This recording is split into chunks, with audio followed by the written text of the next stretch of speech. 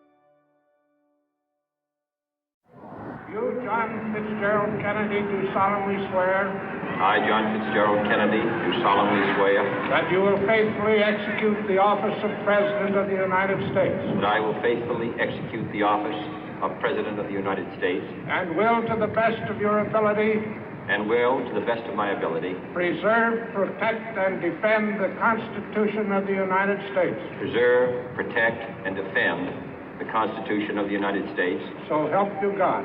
So help me God.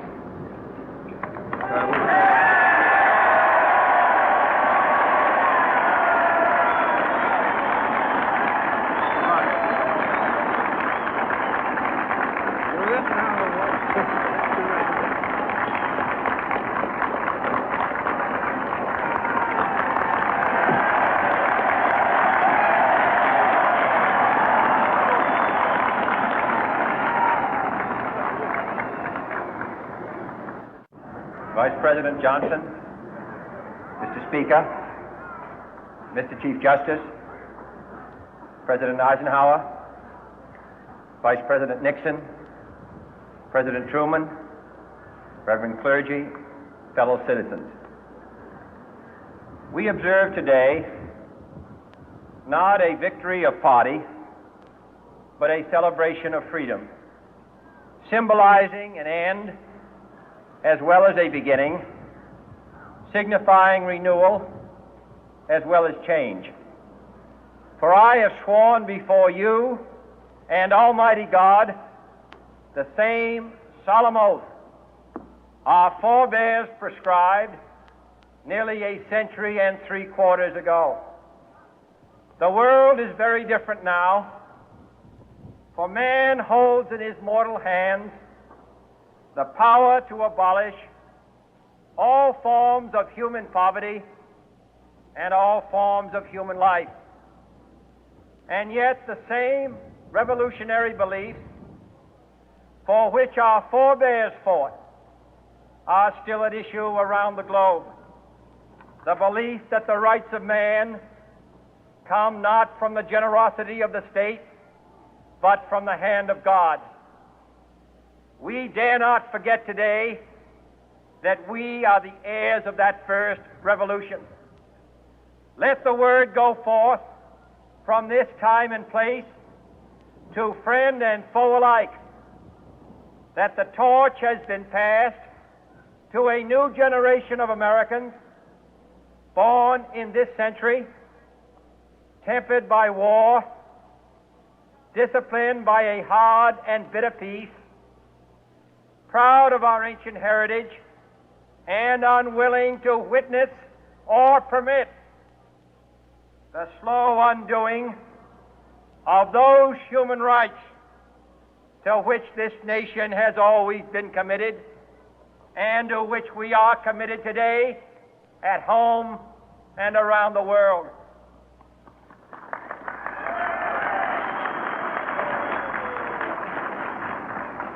Let every nation know, whether it wishes us well or ill, that we shall pay any price, bear any burden, meet any hardship, support any friend, oppose any foe to assure the survival and the success of liberty.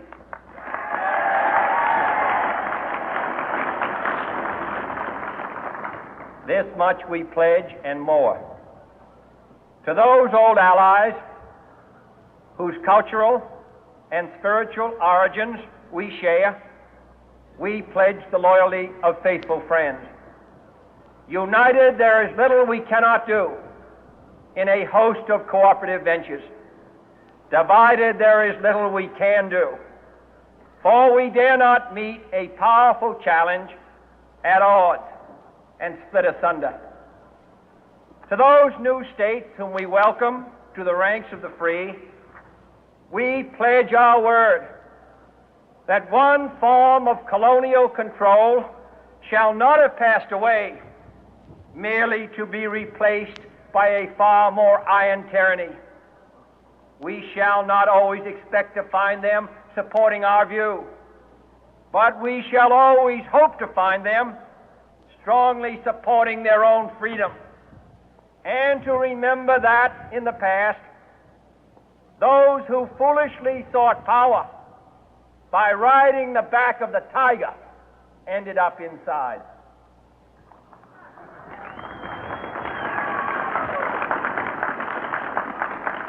To those people in the huts and villages of half the globe struggling to break the bonds of mass misery, we pledge our best efforts to help them help themselves for whatever period is required, not because the communists may be doing it, not because we seek their votes, but because it is right.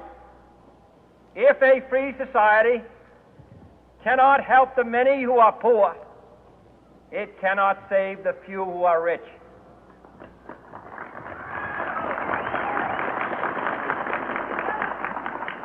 To our sister republics south of our border, we offer a special pledge to convert our good words into good deeds, in a new alliance for progress, to assist free men and free governments in casting off the chains of poverty. But this peaceful revolution of hope cannot become the prey of hostile powers.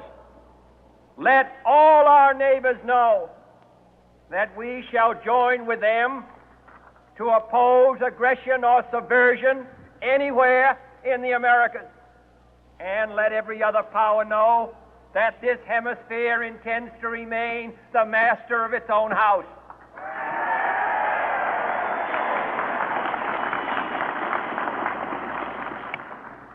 To that World Assembly of Sovereign States, the United Nations, our last best hope, in an age where the instruments of war have far outpaced the instruments of peace, we renew our pledge of support to prevent it from becoming merely a forum for invective, to strengthen its shield of the new and the weak, and to enlarge the area in which its writ may run.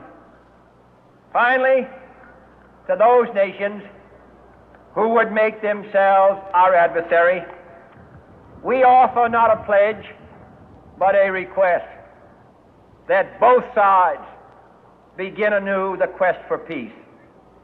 Before the dark powers of destruction, unleashed by science, engulf all humanity in planned or accidental self-destruction, we dare not tempt them with weakness, for only when our arms are sufficient beyond doubt can we be certain beyond doubt that they will never be employed. But neither can two great and powerful groups of nations take comfort from our present course, both sides overburdened by the cost of modern weapons, both rightly alarmed by the steady spread of the deadly atom, yet both racing to alter that uncertain balance of terror that stays the hand of mankind's final war. So let us begin anew, remembering on both sides that civility is not a sign of weakness, and sincerity is always subject to proof. Let us never negotiate out of fear, but let us never fear to negotiate.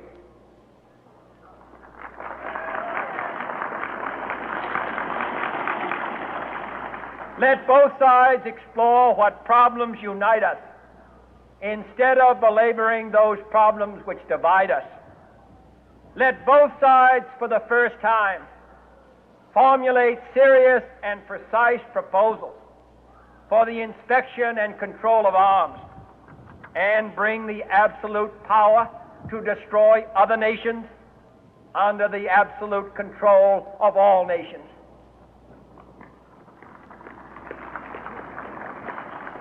Let both sides seek to invoke the wonders of science instead of its terrors. Together, let us explore the stars, conquer the deserts, eradicate disease, tap the ocean depth, and encourage the arts and commerce. Let both sides unite to heed in all corners of the earth the command of Isaiah to undo the heavy burden and let the oppressed go free. And if a beachhead of cooperation may push back the jungle of suspicion, let both sides join in creating a new endeavor, not a new balance of power, but a new world of law, where the strong are just and the weak secure and the peace preserved. All this will not be finished in the first 100 days, nor will it be finished in the first 1,000 days, nor in the life of this administration, nor even perhaps in our lifetime on this planet. But let us begin.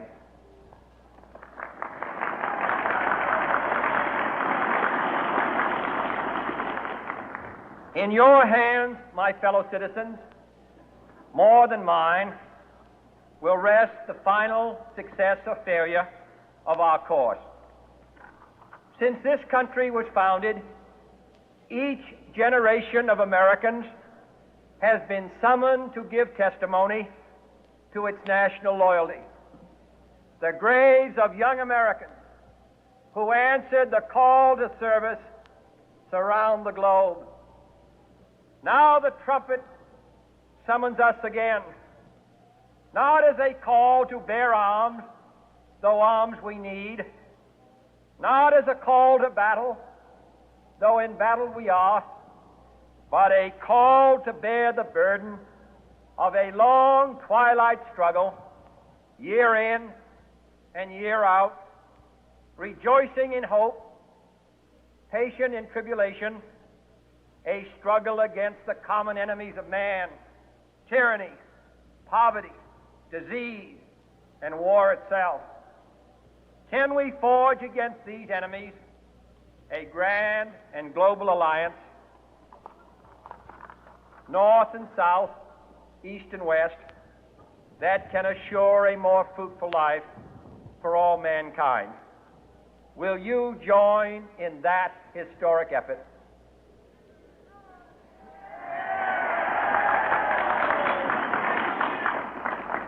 In the long history of the world, only a few generations have been granted the role of defending freedom in its hour of maximum danger. I do not shrink from this responsibility. I welcome it.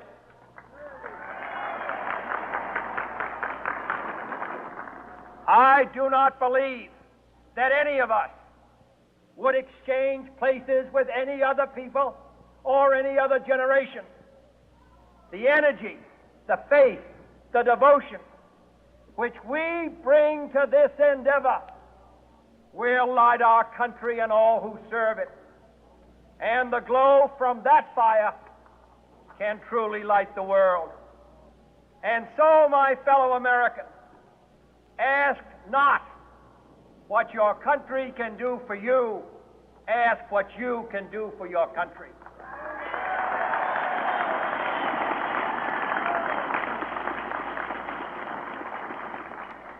My fellow citizens of the world, ask not what America will do for you, but what together we can do for the freedom of man.